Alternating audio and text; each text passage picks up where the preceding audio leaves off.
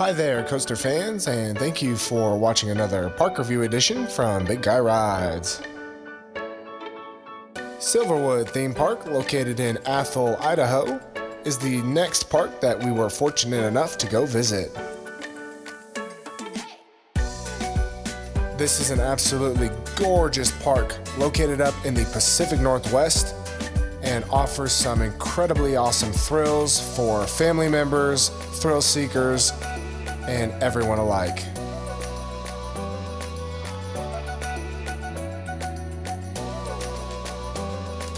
I also think this is one of the most beautiful parks that I have been to, and it is locally owned and operated by an independent family.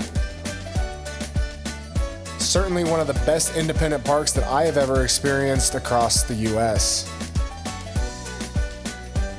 In my opinion, it rivals Lagoon for one of the most premier family-owned and independently operated theme parks in North America. After you enter through the main plaza, you're going to take a left to get into the theme park or a right to get into the water park.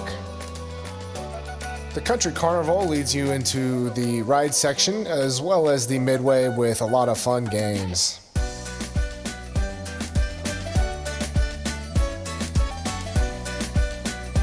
One thing that is really cool about this park is Roller Coaster Alley.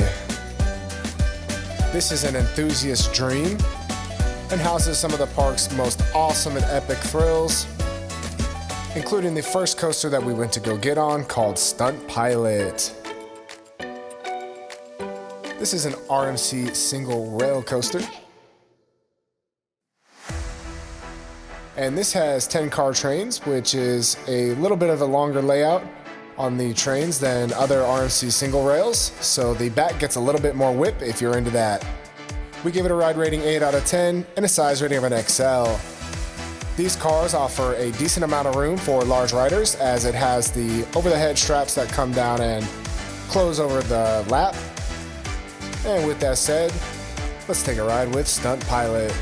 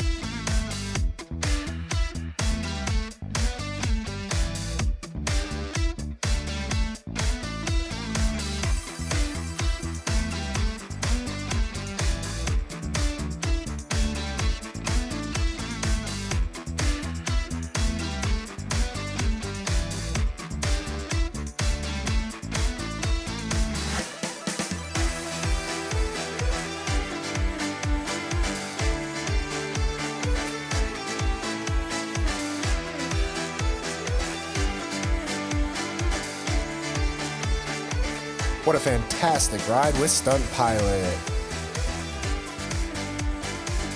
A lot of the roller coasters here also have nice gift shops at the end, which I really like about this, especially at an independent park. You don't always see that.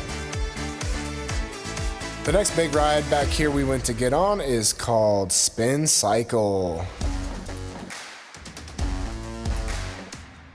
This is their SBF Visa Group Maxi Dance Party 360 model, and this one has a pretty tight over-the-shoulder restraint. We gave it a ride rating 7 out of 10, but a size rating of a medium. As you can see, the ride op had to push mine in quite a bit in order for my light to turn green. However, after a little bit of pushing and a few extra clicks, the ride op said I was good to go. So let's take a ride. As a reminder, I'm about 6'4", 295 pounds, and am certainly the maximum size that can go on Spin Cycle.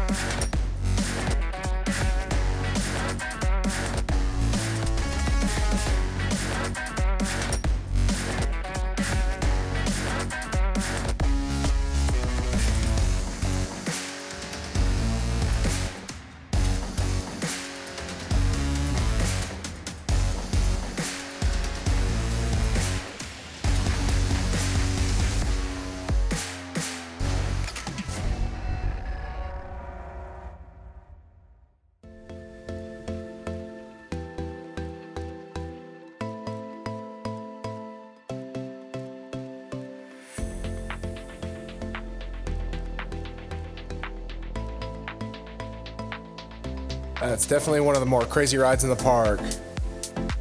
And up next after that, we went over to Aftershock.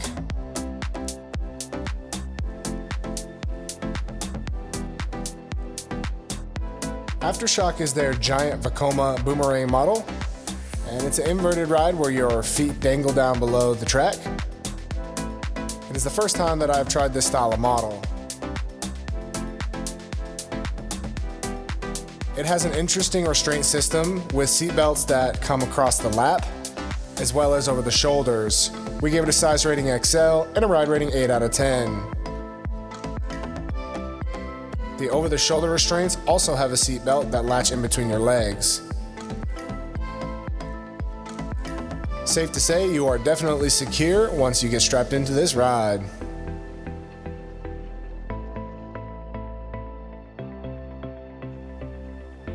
For those who are a little bit taller or have larger bellies, you may have a little bit of difficulty getting strapped in, but I was able to get in, so let's take the ride.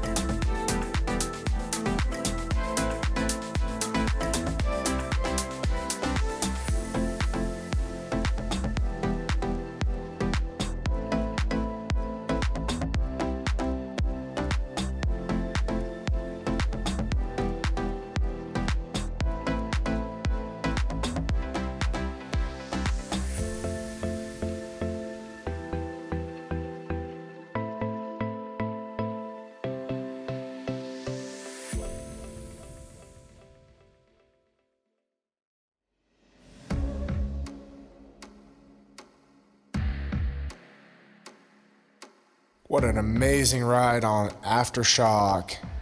That was one of my favorite rides in the park.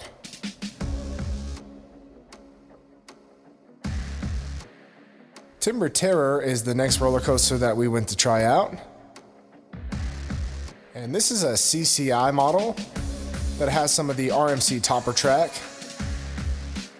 You'll see on the POV, it gets a little bit rough in parts, especially where the topper track is not in place. But this is an iconic coaster.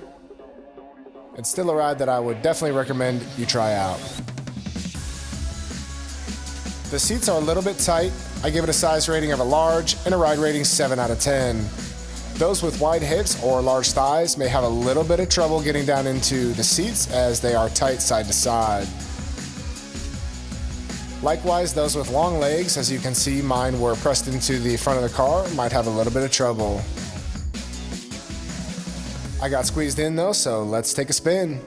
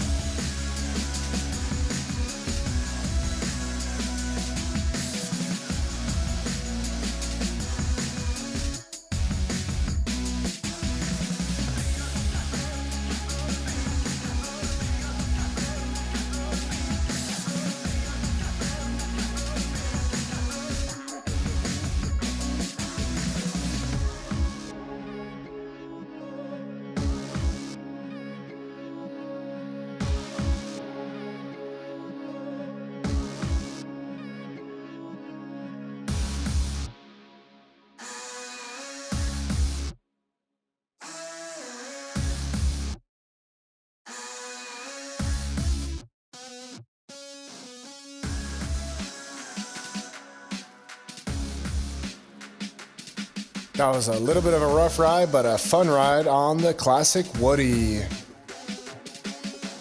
And next to it, they have another Woody called Tremors.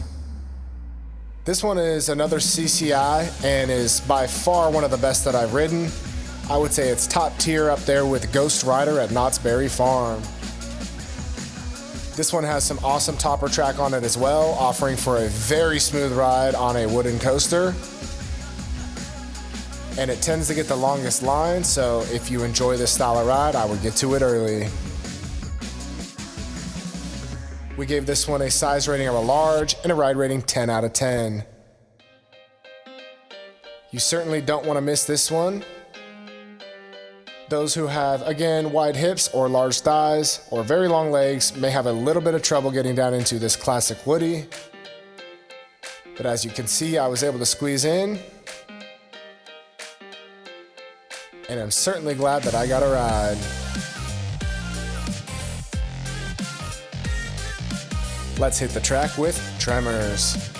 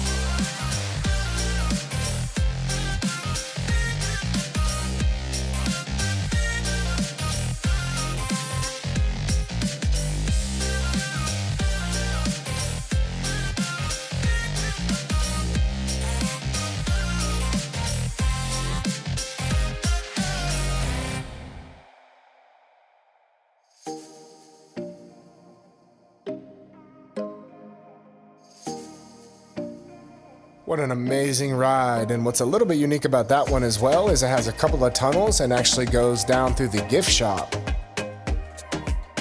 Inside of the gift shop, there's a little glass window that you can watch as the cars roll by.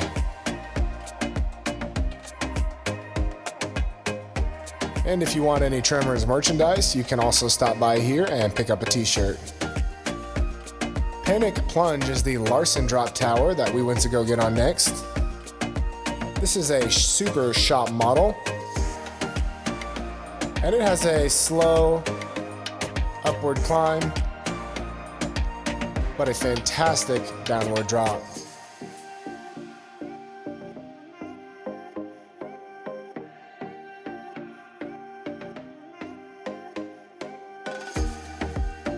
If you like free fall towers, definitely be sure to stop by and hop on this one.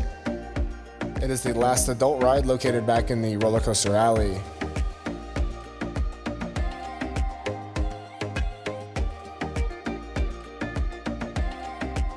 This one actually had fairly accommodating seats. I give it a size rating XL and a ride rating 7 out of 10. The over-the-shoulder restraints offer quite a bit of room for large riders, so most adults should be able to take the plunge. While we head up the tower here, I do want to talk a little bit about this park and its location. It's pretty hard to get to this park, being that it is about an hour and a half away from Spokane, Washington, which would be the nearest regional/international airport. I don't think Spokane Airport is too big, and so that can make it difficult for some areas to get flights into this region. But if you happen to make it to the Pacific Northwest, I would certainly recommend the stop.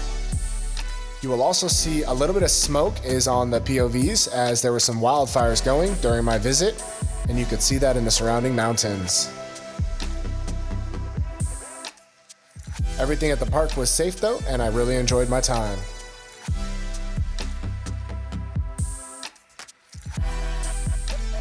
What a great drop with Panic Plunge. The Thunder Creek Picnic Grove is also a really neat place that has all-you-can-eat barbecue.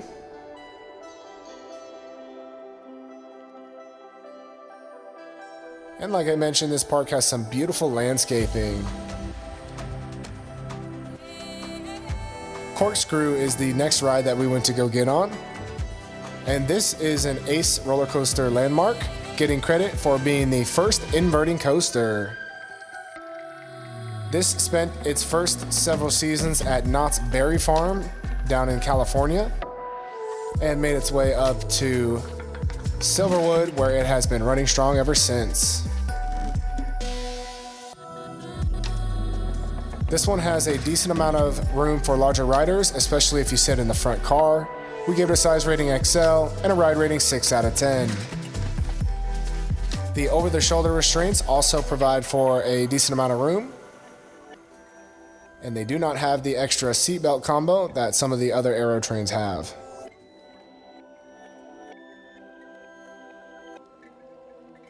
Let's take the loops with Corkscrew.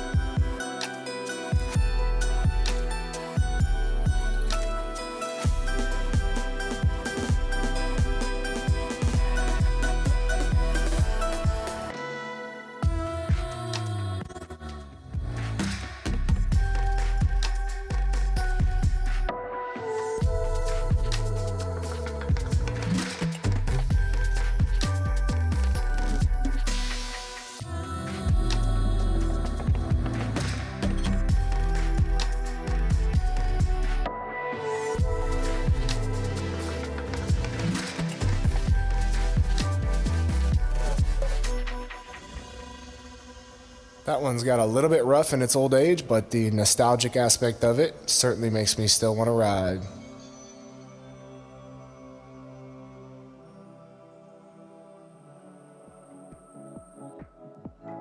Over in this same section of the park, actually kind of intertwined with the Corkscrew, is the Scrambler.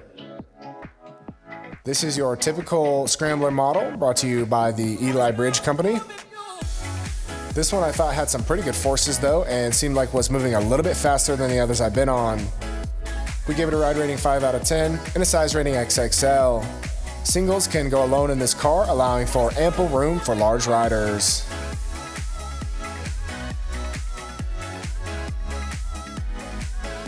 Let's spin around with the Scrambler.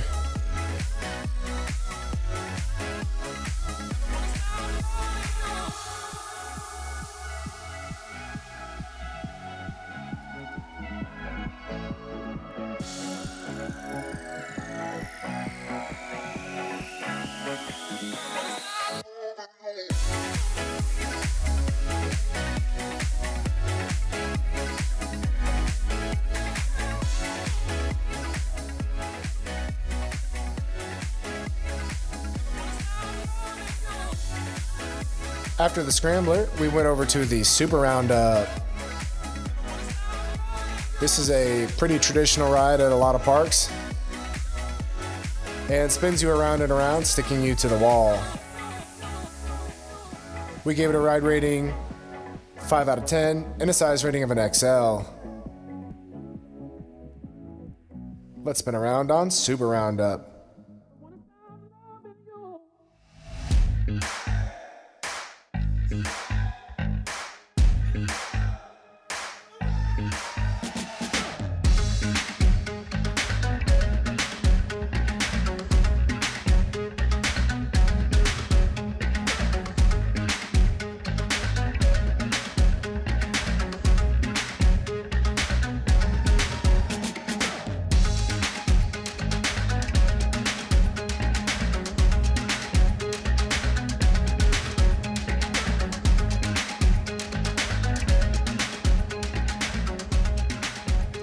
We took a little bit of a lap around the park after we got off the Super Roundup just to check out some of the atmosphere, games, and food that was around. I went back-to-back days in the evenings, and it was actually pretty busy still in the evenings both days.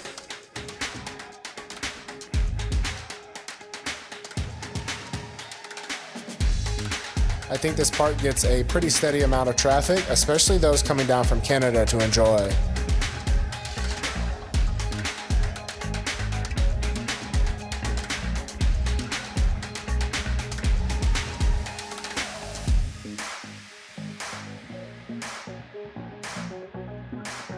As you can see, there are a lot of Midway games at this park if that's something you enjoy and like to stop to play.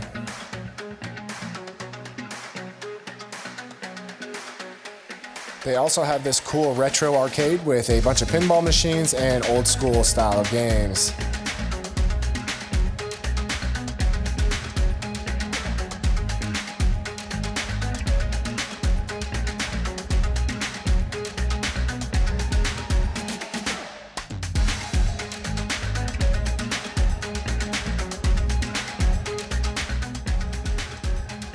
Again, towards the main entrance to the county carnival is some great food options, bathrooms, souvenir shops, and more.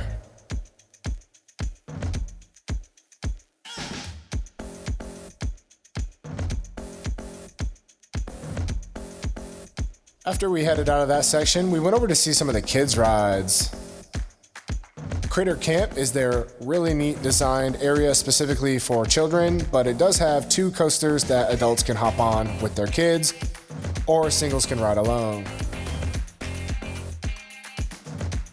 This area of the park also got very busy, as it seemed to be a big draw for families and kids. So if you're planning a visit and you want to beat the lines, you may want to come to this section early.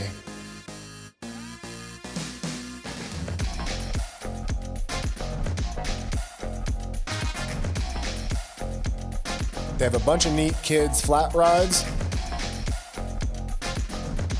as well as, like I mentioned, 2 small coaster credits. Krazy Coaster is the first one that we got on. This is a SBF Visa Group spinning coaster, and it is in the figure 8 layout.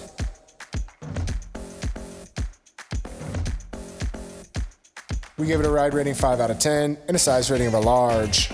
The lap bars are a little bit tight for those with big hips or large bellies. And the seatbelt also has to latch. I did get strapped in though, so let's take a spin.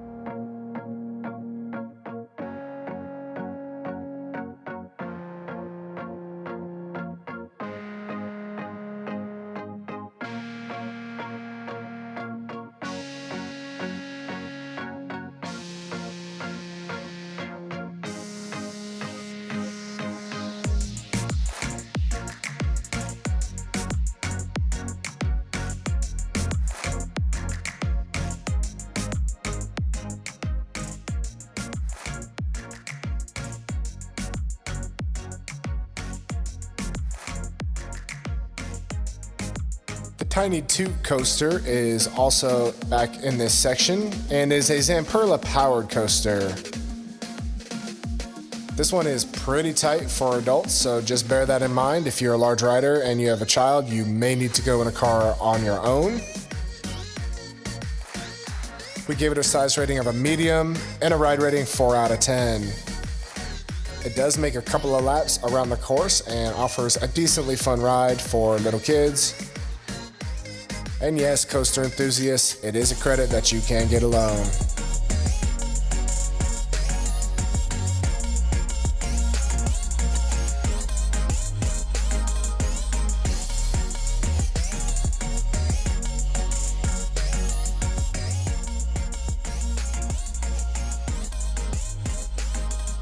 Up towards the front of the park, they also have the classic Carousel. This one has some really cool little theming around it and is a big draw for families.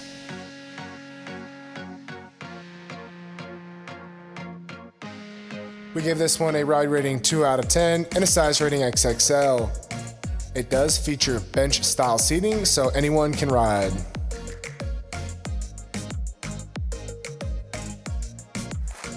Also near the front is the train station. Be sure to check the times and which type of train ride you want to go on, as some of the train rides vary in length. They can be between 20 and 40 minutes long. There's also no restrooms on the ride, so be sure to plan accordingly. I would also recommend getting to the train station between 15 and 20 minutes before your planned ride. We gave it a ride rating 5 out of 10 and a size rating XXL, as the bench style seating allows for anyone to be able to ride. I do believe it is also handicap accessible. The train goes not only through the park but back through the woods that the park is located next to, and is one of the best train rides I've ever been on. They also have a ton of live animals that you can look at, some fake animals and kind of scavenger hunt material as you go about. And about halfway through, they also have a little bit of a show that some workers from the park put on.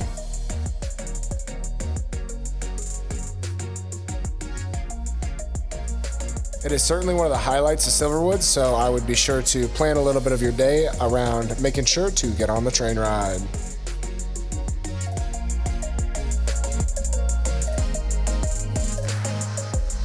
Here's the Cowboy Show.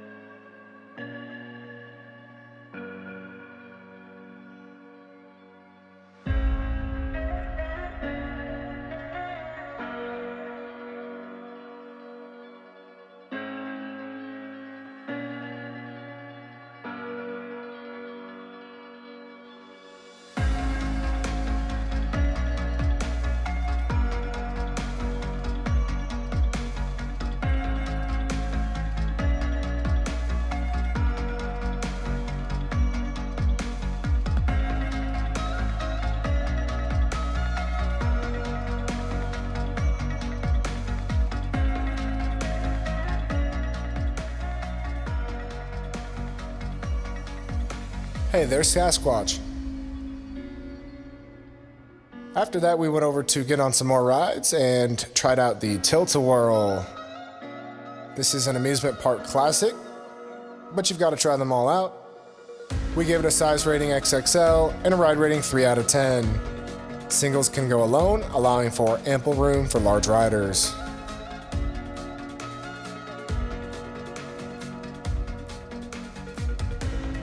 They also have the Paratroopers, which is a really fun ride as it goes out over the water. The line loads really slow on this ride, so bear that in mind. We give it a size rating of an XL and a ride rating 6 out of 10. This one does offer a really fun ride, like I said, especially going up over the bumper boats in the water, but just takes a really long time to load and unload.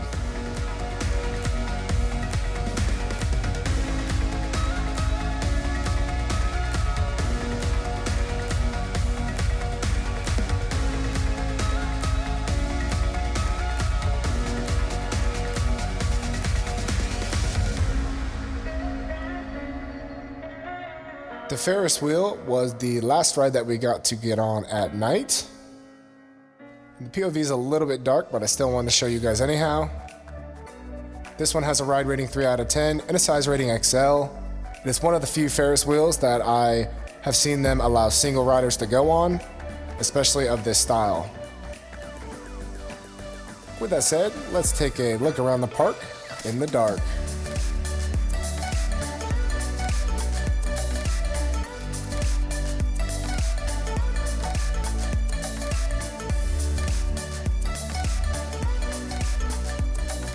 A couple of rides that we did not get on was, of course, the water rides. One was Thunder Canyon, which is the river raft ride, and the Roaring Creek Log Flume, which is the log style attraction. Both of these you will get wet on. I also did not have time to wait in line for the antique cars, although this one has a really cool layout as it intertwines with Corkscrew.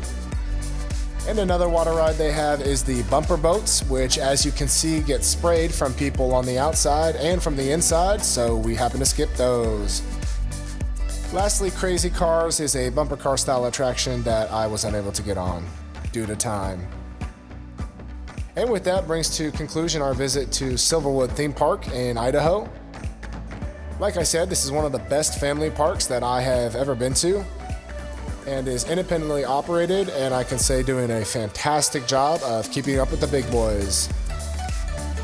I would certainly recommend you guys to have a visit, especially if you are in the Pacific Northwest, and it is certainly worth your time to make a stop. With that said, we thank you for watching, and we ask you to like, comment, and subscribe, as that helps our channel. And remember, when you're at the parks, don't be afraid to try. Happy riding, everybody. Thanks for watching Big Guy Rides.